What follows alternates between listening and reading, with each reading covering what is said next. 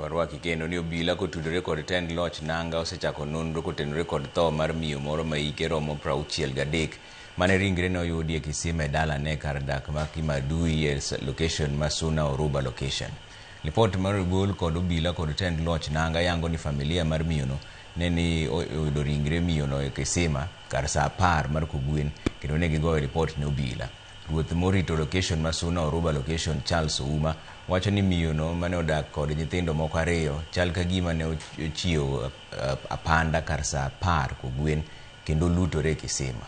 Ouma wacho ni lipot ma giyudo chal ka gima miyono osebedo kod dang'ni mar paro ka omedo ni kinde ma mokalo bende ne osetemo lutore e kisima. Taluongo jopiny mondo oringo konya wayaw wi kisima muya donji. Bati mbaya kwa gik twanwango kama mosetho. Ochuna mondo kora luong polis mondo bie sin mondo wagol mama. Kigi joge ne to chal ka gima nyithindo go ne nindo kwanyo matin to wuok saa 10 e modiro re kisima. Report kuom achiel kuom jodong gweng' miluongo ni Philip Okoth kogona simu nitiere miyo ma oyudo konyumore kisima. Miyo niluongo ni Grace Awino Wata.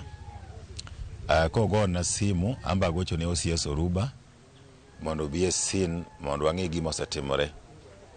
Gibiro kendo bodi osegol e kisima kama no nyumore ni kendo osekawe gi polis.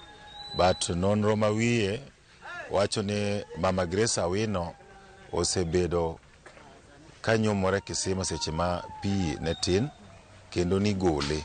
Koro sichalo ngama obedo gi paro moko nitie